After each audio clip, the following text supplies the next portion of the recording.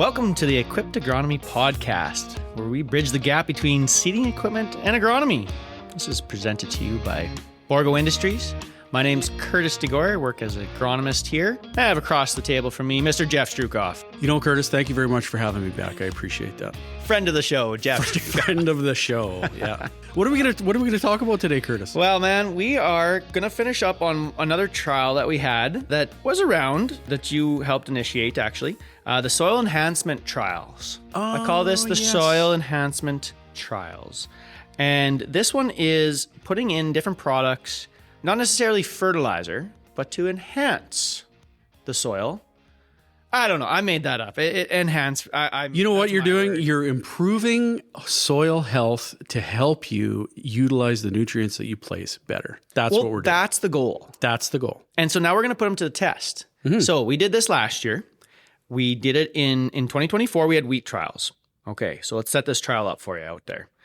We did do a podcast on this one last year as well. So if anyone wanted to go back and listen or had listened, this is kind of a follow-up now on the second year of this trial, because unlike all of our other trials that we do, this one goes on the exact same ground where the previous year's trial was. And the treatments remain the same on each strip. The treatments, the products used in the treatments remain the same. All we do different is a different crop, but then, maybe a little bit on the fertilizer between the crops. Obviously, different crops need different amounts and whatnot. But yeah, we changed the placements. Okay, so what did we do? Okay, so 24, we had wheat trials there. So we had all the phosphorus going out in the mid-row. So we had 4 treatments in that. Okay, so there was nothing. There's no extra additive. And then we had a product that was like a humulite that was used. And then there's an H-start. And then there's Anmax. You guys can look this up. You can go on, take a look around. What just for everybody, what is Anmax? Anmax is a worm casting product. Oh. So you compost. Yeah, they use compost from the cities, put the worms on the bed, and then they use the excrement from it, pelletize it. Okay, that's what's in Anmax. A-Start is what do they use in that? That's they use compost as well, manure and all sorts of different things. And they blend manure. Yeah. We actually toured that plant. It's actually impressive. It is. It's impressive. Yeah. And then humic is humic acid. It's a humic acid. Yep. Yeah. So point being is that we're trying these different ones out. Okay. So last year we had in 2024 in the wheat. So we have those 3 products with all the phosphorus going out in the mid row, with those products going in the seed row versus a control. And then we brought all the phosphorus into the seed row with all those individual products. That's 4 more treatments. And then we took the same thing, put the fertilizer in the seed row with all those different products, but cut our fertilizer rate down to 75%. So cut 25% off, poof, gone. With the hopes or maybe testing out the claims of some that says we can cut our fertilizer rate because we're putting down this product which will allow us to get more out of the soil. Yeah. Or utilize the fertilizer better. The sales pitch is you can pay for the product by reducing the amount of fertilizer you use. Yes. Generally is what we heard across the board. Yes. So that's the purpose of that little block of trials there. At the end of the day, no significant differences in the wheat last year. Okay. There was some range out there, but there was also a lot of variability. But no significant differences other than the fact that you could pick out a couple of trends in that when you reduced 75% down to 75%, it was lower. Cutting your fertilizer costs you money. That was in 24. Okay. Yeah. So now we got those strips laid out. And we came back on top of those this year, 25, with canola, wheat canola. So the only differences are in the treatments wise, we had that 0P in the seed row and all the phos went out in the mid row with the, as a control. And then we had the 3 different products. And the reason that I did that, the reason that we have this block of treatments like that is just to see if the product can help just the seed on its own. If it can do something in the soil, can do something in the root zone to help the seeds out, those plants out without additional phosphorus. See if it can extract more out of the soil. Okay. So then we bring that phosphorus into the seed row. And in this case in canola, we did 25 P2O5 in the seed row and the other 25 P2O5 out in the mid row. So it was a split. Yeah. Because we didn't want to pump it all in all 50 pounds P2O5 we were putting down with canola. So we did the split there. And then we had it with the different products. And then we had that 75% application of fertilizer. We cut the rates by 25% with those different products in it. It's a big trial. It's actually, yeah. It's a big, cool, big trial. There's a lot of cleaning out and there's a lot of stuff that goes into it, but it's very interesting though. And it really is. The reason that we put it back onto the same place where the other treatments were is because when you put these products on the ground, the claim again there is that it's supposed to build up over time a little bit. You may not see a result. You don't realize the benefits right away. Sometimes it takes multiple years of application before you actually see the ultimate true full benefits of it. Yes. So that's what we did. Okay. Canola trials this year, results. What did we find? Looking at it here, when we put all the phos out in the mid row and nothing in with the seed, pretty consistent, no difference there across, the control or the three products. Where it did get a little bit interesting, well, we'll come back to the one where we put it in the seed row, but where we put it in the seed row plus reduced by 25%. So we only had 75% fertilizer with that split in there. Though all of those dropped down in yield. So it was the same thing that we saw in the wheat, where if you put down less fertilizer, you got a little bit less yield, period. And it didn't matter if it was the control or any of those products. That's an important one, I think, because this product isn't cheap. These products, it range from $9 to $20, maybe $25. Yeah, closer to 25 for some, yeah. Right? So you can put down a lot of fertilizer. And I know we talked about this before, but again, you can put down a lot of fertilizer for the amount of these products. Mm-hmm. So it better work, in my opinion. And this is what it is. It's a big, sort of an opinion thing with some trial data here. Okay, so you know what? It isn't an opinion in that. That's a fact. Yeah, it's got to work. It's got to pay back. Yeah. There's different ways of it paying back as well, too, though, because like a lot of the, I wouldn't say just claims or whatever, but like when you're putting products like this in the soil and you're improving the soil quality characteristics, whether that's improved tilt or aggregation, water infiltration, water holding capacity, there's a whole bunch of different things that these products do, which is all great. But at the end of the day, you still want to get a response to more than offset the cost of the product that you're putting down. So they got to pay for themselves. So you got to get some kind of a yield benefit as well. Yeah. So, do I personally, and this might be naive, and there could be people shaking their head, do I care if my aggregation is better underneath the ground? I think you do actually long term. And we'll talk about that more later because Okay, that was maybe a trick. We'll see. Yeah. Okay, but coming back to this one, now when we had the full rate of fertilizer and that split between the seed row and the mid row, we did have a little bit of response here. Yeah. It almost showed up in the same kind of a pattern that we saw in the wheat. No significant difference in the wheat, but in the canola, I'd say there was a significant difference. And where we had the humic in the seed row, it did have a high yield, the highest yield. It bumped up. Well, it was the highest yield in wheat and the highest yield in canola. This is true. Yep. Yeah. So cool. H start there, we had 25 and 25. A little bit over, no significant difference though. And then the ANMAX went up a little bit as well, but it was like the same statistically as the H start, call it, and the same as the humic. So it was in the middle. So there was a little bit of a bump over the control though. Yep. Cool. Okay. Well, now what's going on? Are we going to say, everybody should be using a different product or cutting or you have to do this? Not necessarily. We're not promoting or saying no to anything either. That's why this trial is cool, because we both want to know what makes a difference. The thing is, for us, we don't really care. We're doing this because we truly want to know. So what works in this trial and what doesn't work in this trial. So. And now to your earlier point, maybe this is the why. Maybe the why. Or some of these claims about what these products do underground, we can't necessarily see right away. Not all the time.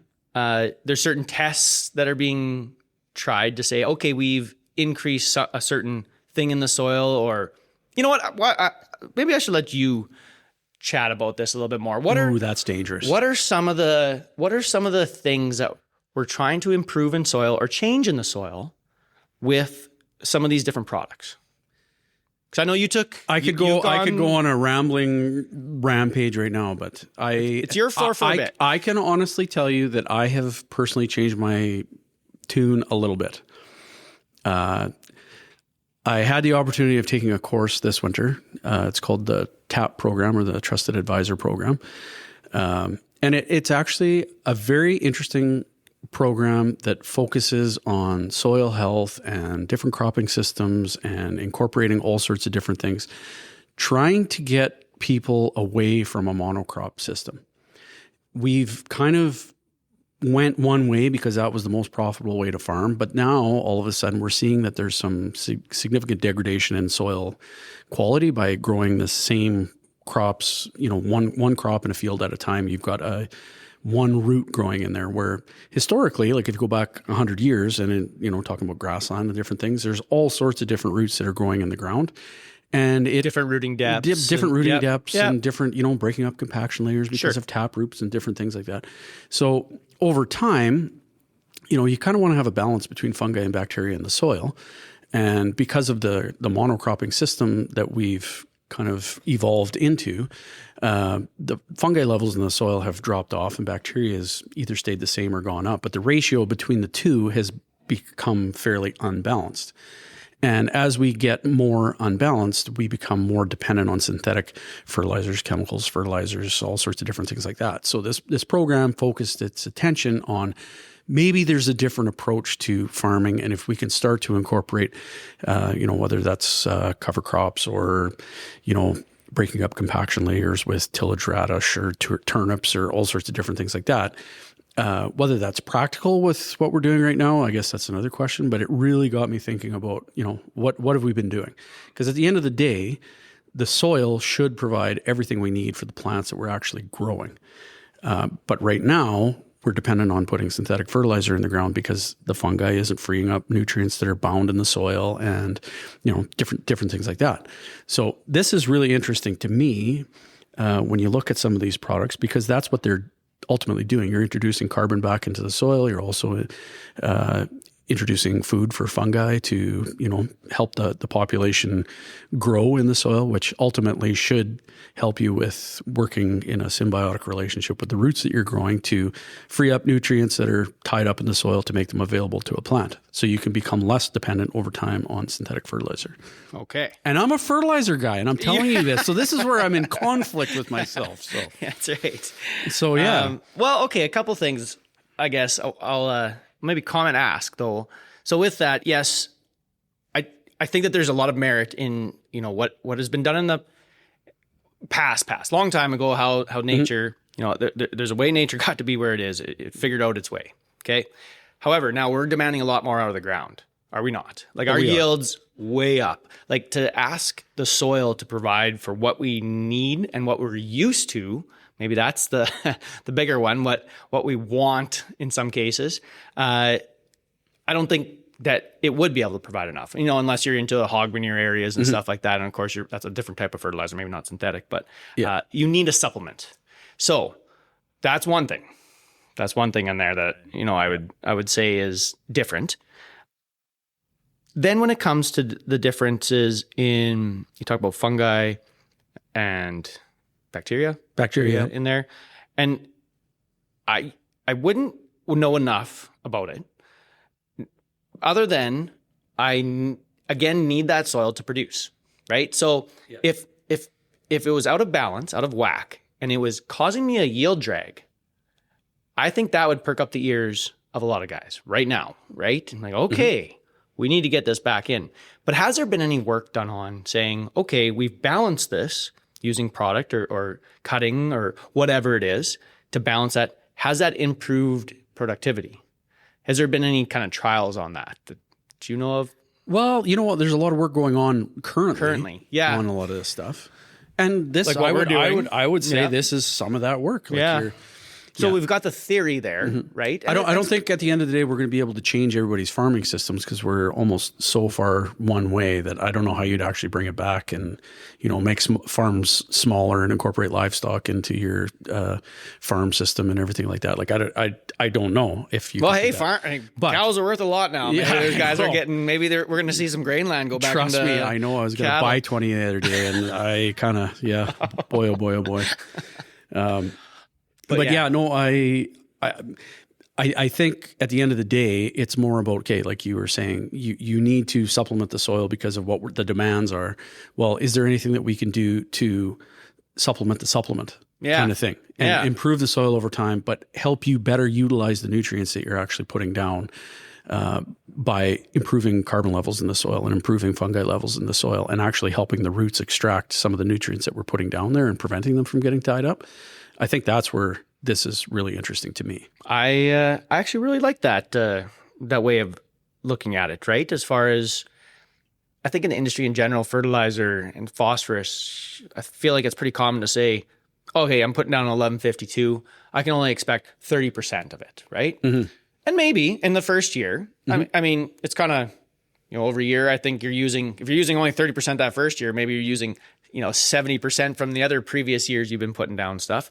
But if this is a way to, get that out, like you said, not help stuff tie up in the soil. Yep. Hey, that's a neat concept. But again, it's got to come back to, in my mind there, it's got to be economical. Yep. Right?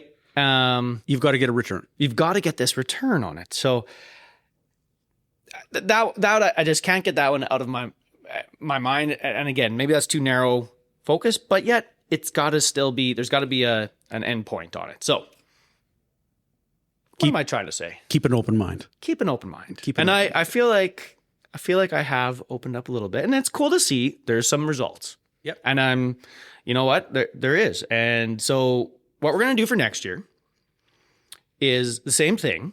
We're going to have these different, I was actually just getting these products lined up. Same products, same strips to keep on that same regimen. In faba beans. We're going to try this in faba beans. So we've had wheat, canola, and now we're going to go to a pulse. And I'm actually really, really interested to see what happens with the introduction of these products with nodulation of a pulse crop. I think that'll be really interesting to see at the end of the day.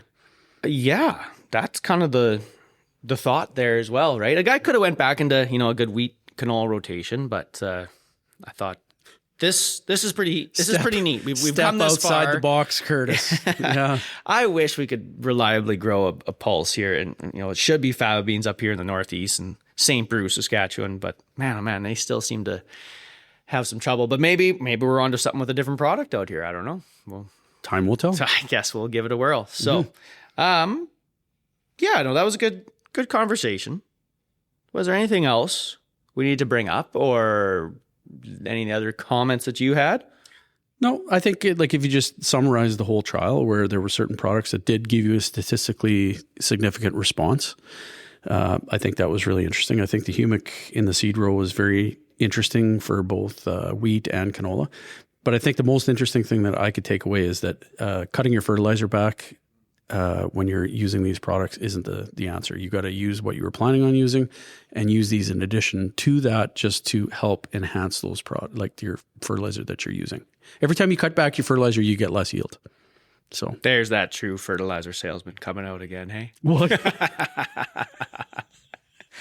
No, but it's a good point, and I agree with that one as well, right? And I think maybe the only other thing I'd mention, and we had chatted about it at one point, these are going onto our particular soil, right? And maybe it isn't reacting the same way as a product would in a different type of soil. This is on decent land, a little bit lighter, but it's not like something that's notably wrong in that soil, where some of the products out there want to try to reclaim some acres, right? And one thing we're not testing that. Yeah, one thing I would encourage you is on the farm side is there are a few fields where there's, I wouldn't say it's severe salinity, but there is some salinity issues, and there are some claims made with some of these products that you can actually alleviate some of the salt by using these products. And that one's a tough one for me to get on board with. I'm not going to lie. But you got to try it yes. just so you could see it. Yes. Yeah. Okay. I believe it or not, people, I have actually changed his mind before. So it's a work in progress. Trials have made. Yeah, keep an open mind. That's all I keep saying. Keep an open mind, Curtis. Fine. Yes, that's a great message to leave with. All right, we'll end her there. So thanks for tuning in. And Jeff, thanks for coming in for the chat. Thanks again for having me, Curtis. I always appreciate it.